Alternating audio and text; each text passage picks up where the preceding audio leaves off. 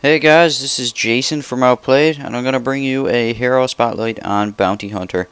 He is pretty fun to play, actually. I consider him kind of like a pub stomper, or a troll character, if you will, because he can make people very angry. But, had a lot of fun playing him. He's definitely someone I will play again later, for sure. I mean, I pretty much play everyone just debating on the other team when it's good to play him. But I'll quickly go over everything I've figured out about Bounty Hunter, so give you guys a bit of insight. I'll go over his role first. He's considered a ganker. That's a very good description of what he is. He has invisibility, he has a mini stun with a ranged nuke to it. He has a crit strike that actually slows you, and tracking that gives you more money for killing somebody, and makes you faster around them, and reduces their armor, and gives you true sight. So, ganking, he does it extremely well. He can also semi-carry, and some people debate that he can hard carry. I've semi-carried on him. I've also tried to hard carry on him. I find hard carrying, he kind of falls off with the snowball a bit at the end, and he gets out-carried by other hard carries that are doing well. So, I'm going to say iffy to a hard carry, but most definitely could be a semi-carry. He's usually always a good pick, to tell you the truth. Usually not a time where I'm like, oh, that guy picked Bounty Hunter, that's not a very good pick. Not often I'd say that. So he's pretty oftenly picked. Like when he's picked, it's a good thing usually. Let me see. Let's go over pros and cons. He has one of the highest AGI/level gains, so that's fantastic. All right, his damage goes up, scales quite well from it. It's his main stats, AGI. He has above average movement speed. He's item independent. He's going to do a lot of damage even if you don't have items, but he'll do even more damage if you have items, obviously. He can goal game without farm because of his ulti. He gains extra gold for tracking someone and killing them. But, you know, that's not to say you shouldn't be farming with him, because you're just going to gain even more gold with farm. So, he's got a bit of item versatility. You can build him a couple ways. He's got a built-in escape and a channel interrupt with his mini stun on his Q. His cons are a small mana pool, and he can be counter snowballed. He has a low strength/level gain, and he's weak low level until level about 3 or 4. Usually, I think it's 3. Out-carried late game easily. Sorry about that, but that's just true.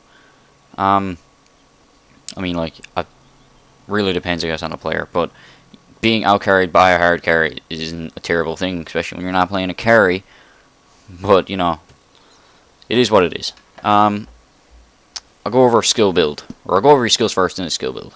It's probably the way to do it. Shuriken Toss is on Q. That is his nuke. It's his only range skill, besides his ulti that doesn't do any damage really, at all. But, his Q hurls a Shuriken Toss, it is what it is. And, does 100 damage at level 1, 200 at level 2, 250 at level 3, and 325 at 4. 10-second cooldown across the board. Mana goes up as it goes. You can see the mana there. Yanada is his W. Pretty sure I'm pronouncing that right. It's a passive. So, you level it up. It does a percentage of bonus damage. It's basically like a so-called crit strike, I suppose. They actually call it a crit strike. Gives movement slow of 25% and an attack slow of 25%. And that lasts 3 seconds on the enemy. At level 1, this procs every 12 seconds. At level 2, every 10. At level 3, every 8. And at level 4, every 6. And then the bonus damage goes up respectively there, as you can see. E is Shadow Walk. This is his invisibility. He'll break invisibility if you attack or if you use a skill. So, just be aware of that. The duration goes up every 5 seconds per level. Fade time goes down by 0.25 of a second at each level. And fade time basically means just how quick you go invisible. I mean, here's level 1. I fade. It's not too bad even at level 1. You also get bonus damage on your first hit of 30, 60, 90, or 120. That's 15-second cooldown across the board and 50 mana across the board. His ulti is very versatile. It's called Track. You use it on a target, and basically you have true sight of them wherever they go on the map for 30 seconds. Now, in this 30 seconds, you also gain a few other things. They lose armor of 1, 3, or 5 whatever level this is, and you have bonus movement speed to them, and so is your allies, in a 900 radius around them of 20%. So that can be used offensively or defensively, if you can see. Let's just throw a couple examples out there. You know, someone's running away in the woods, and you track him, run him down, chase him, and kill him. That's offensively. Defensively, you get hurt hard, and you're like, oh no, gotta run away. Throw a track on him, and then run, because you're gonna move 20% faster. Another good defensive point that I've actually done in a game before, and people are like, oh my god, you saved me. You get hurt hard, go invisible, but don't leave, because you're invisible anyway. Just stay outside the fight. Then, when your teammate goes after him, throw a track on him, because first of all, it's going to make their armor reduced. And then if your teammate really can't kill them, even with that armor reduction, and you know you're going to die if you go back in, then your teammate still has 20% bonus move speed to run away, right? And then you know you've done everything you could to help them. And, that's all of these skills. Let's go over our skill build. Just level myself up here now. Oh. Didn't put my space in. Alright, so the way I build them is you always put E up first, and then there's two ways to build them. One's with Unata first, and one's with Shuriken Toss. I currently think the Unata build is not very good at all, but I will have it up. I'll put it up on the left-hand side of the screen. Over there. And I'll put Shuriken Toss over here on the right-hand side of the screen. But I will go over Shuriken Toss build right now. I usually put up E first. Always E first. Always. And then Q, Q, W, Q, ulti, Q, W, and then W again, and then W again, and then ulti, and then E, E, E, and then you head over to stat up, and then ulti, and then stats the rest of the way. That's how I build them. And that'll be up again on the right hand side. There will be an alternate build of Unata build on the left hand side. I'll do a quick rundown of each build. I don't usually mid on this guy ever, just because I find he's so much better in a lane. Let me zoom out here. He's so much better in a lane in my opinion, and it's only because you can use, if you have someone else with a nuke in your team, you can pretty much get first blood at level 3. I'll go over using Shuriken build anyways, how I do it.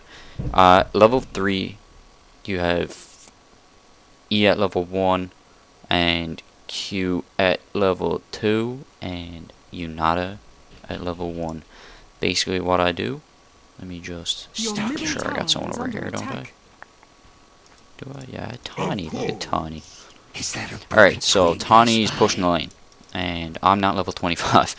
And I'm like, okay, goes in with stealth, comes in behind Tawny, because he's looking that way. Come in behind Tawny. My teammate comes in, nukes him. He's at half HP, and Tawny's like, hey, he's alone. I could probably throw a little couple hits back. Even if he runs, there's not a problem, really. Because then I'm going to come out, hit him, and it does a good bit of damage. It won't do that much, obviously, because I'm level 25. But then you hit him, and then keep striking at him. And not kill him like that fast. Anyway, keep striking at him. Then, when you know Q is going to kill him, throw Q. And you'll get that kill. It usually guarantees a kill at level 3 almost all the time. Well, at least when I play him, I usually get a kill at level 3. The Unata build is not so effective, but you do get a little bit better farm, people say. But I'm pretty decent at last hitting with him. His animation is good, so I don't really need it. Anyway, like I said, right hand build would have been the whole my build, and left hand build would be the Unata build. Typically, you want to lane with someone with a strong nuke. I'll go over his leveling guide. I'd say level 1 to 5, I lane. Go with a nuker, and at level 3, get first blood. Level 6 to 10, I gank. You got your ulti. It's fantastic. Use it. Gank. That's unsaid. I mean, like, let me just see. Create hero Tawny again, because I don't like Tawny. You throw a track on somebody, and you have... They got reduced armor. You see that down there? -5. Well, -5. It's actually -4 armor right now. And you have true sight of them wherever they go. And watch my movement speed. See how it's increased? My blades will do the talking. And I'll gain extra gold for this kill too. If you did notice the gold there. Right now I'm getting an extra 225. Ganking is great from level 6 to 10. Level 11 to 15. Take out high priority targets in team fights. Stun channel skills, for instance, Sand King's off to the side. Getting his epicenter already with a blink dagger in his inventory. And you're like, no, no, no. He starts charging. Use your Q with your mini stun. If you notice, this does have a damage and mini stunning the target. Use your Q, mini stun him. He blink daggers in like a crazy guy with nothing. And gets owned. And you probably saved everybody. You can pat yourself on the back for that one. Level 16 plus, if you're winning, you want to push and kill anyone you see. If you're losing, you want to stick with your team to defense on your towers and whatnot. Or you can solo gank from like people that are just going to be, you know, you're good 1v1, so pick people that aren't going to be good 1v1, pretty much. And you might be able to carry your team out of it. Finally, let me see. Go over items. I start with a Quilling Blade. Let me see if I have an item build here for him. I'm pretty sure I do. Nope, I do. Start with the Quilling Blade, Tango, Healing Slav, or Salve. 3 Iron Branches. Then I go Boots as fast as I possibly can. I grab a ring for some mana problems because he does have a pretty low mana pool and you'll find yourself pretty quick. If you don't know what means, it's out of mana and you should really know. Magic Wand after that, and a Poor Man's Shield for a bit of defense. Then I go Power Trades. I usually grab a Vladimir's Offering and a Monkey King Bar in my next 2 items. Now, because he's so versatile, you don't really need to get any of that. Vladimir's Offering and Monkey King Bar. You can build them a lot of different ways. I often don't see myself building a Black King Bar, but if they had some hard nukes that were taking me down each time, I definitely would. I built a Yash on them before. Quite nice. That slow percent on top of your slow that's already here is quite good. The Desolator, if 6 armor reduction plus your track of 5 armor reduction, 11 armor reduction in total, quite nice. I haven't built this on him yet. I build a butterfly on him most of the time, in all honesty, because the evasion's quite nice.